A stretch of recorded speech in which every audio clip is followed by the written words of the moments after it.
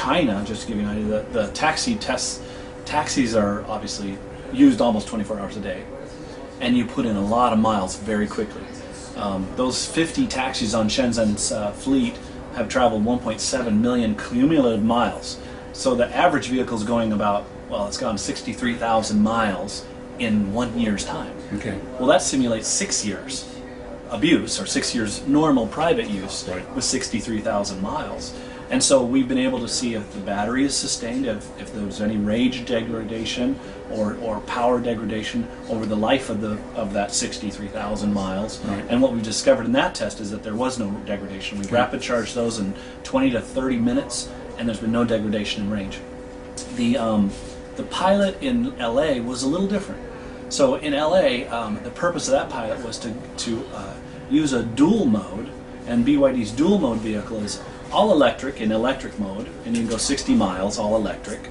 But you also have the option to press a button, a hybrid electric button, so you have an electric vehicle mode and an HEV mode, Right. and that will extend your range up to 300 miles with a 1-liter engine.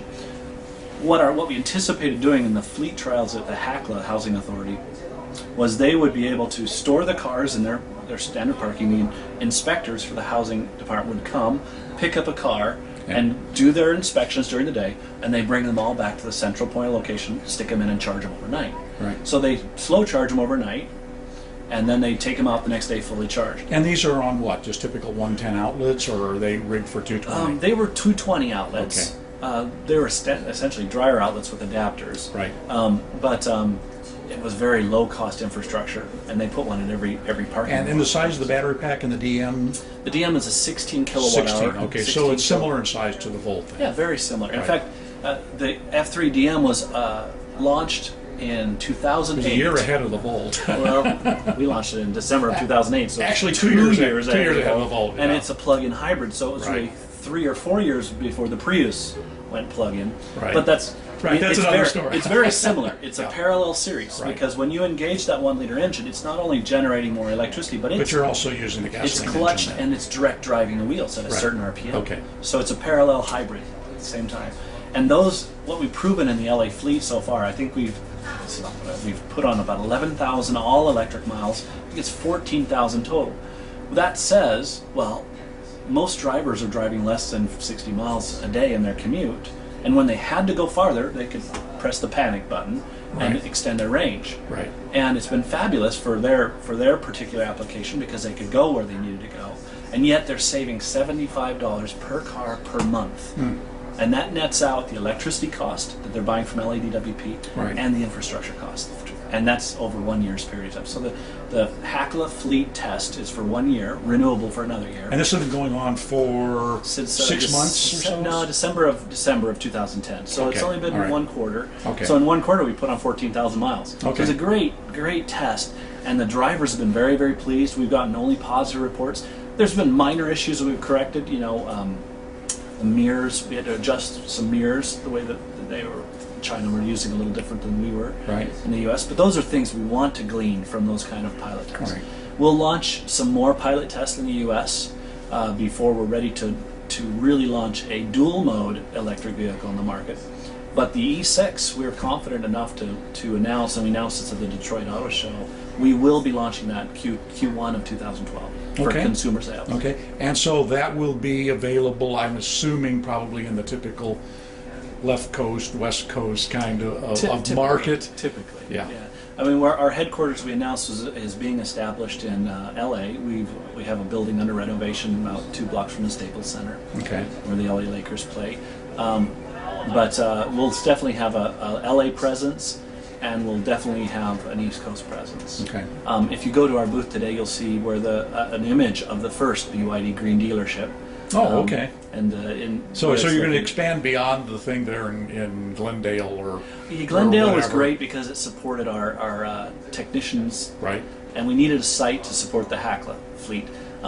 Whether that becomes a dealer partner or a green dealership is yet to be seen. Right. But it was only meant to be support for our. So the E6, which is the all-electric, give us just a little bit of specs on the E6? on the E6, yeah. The Then we can E6, wrap it up I here. said it had a 60 kilowatt hour power plant. Okay. It's all electric, so there is no hybrid mode. It's just all electric. It has 2 plugs. It has a standard J1772 plug for level 1, level 2 charging, and it has a DC high rate plug. There is no standard in the U.S., so BYD uses the China standard, which I think each pin is rated for 300 amps. So that means that that vehicle can charge on a 150 kilowatt charger in literally 40 minutes time. BYD plans to sell a 10 kilowatt charger with that vehicle. Oh, okay. And that'll be in most people's garages. And that 10 kilowatt will take about 6 to 7 hours to charge the E6. Now, will they need? What do they need? Will they need 3-phase They just electric, need or a 220 outlet 220 outlet, with a 40 amp draw. Okay, and that will charge in 6-7 hours. 6-7 hours. Okay, So all right. it's meant So to it's be a sort of overnight. level 2, basically. It's level 2, but with a 60 kilowatt hour battery. Right. So when people talk about level 2, that to us that's a slow charge. Yeah. Yeah. So 68 on 60 kilowatt. That's pretty impressive, though. Of these two, you have the dual mode hybrids, which you'll be introducing later, and then you get the all electric.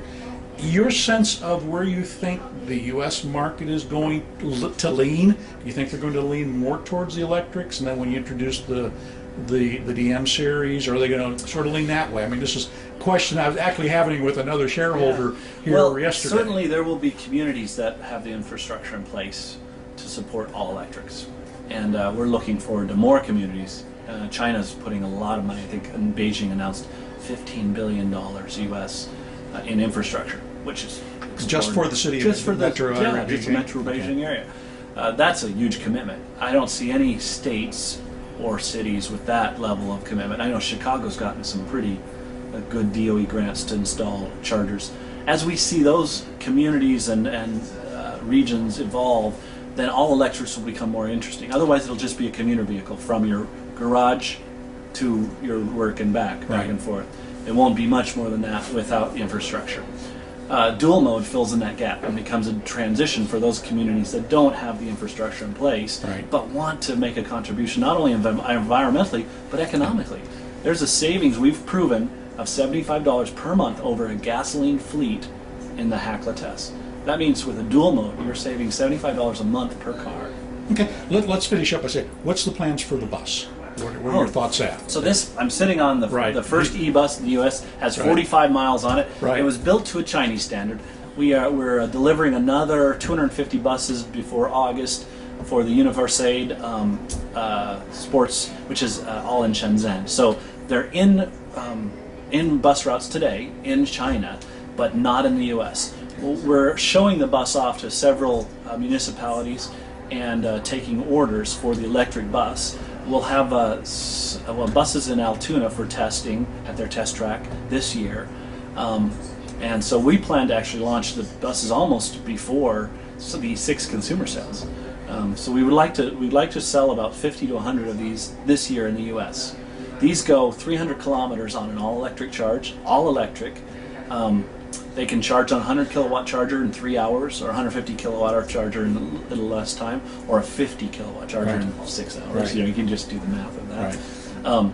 As we have all those charging, all those chargers are BYD's proprietary. What incentives are you aware of that community? For example, here in Omaha, I don't know if we've had our local bus operator come by or not to take a look at it. It would have been nice if Mark had done that. Actually, we unfortunately.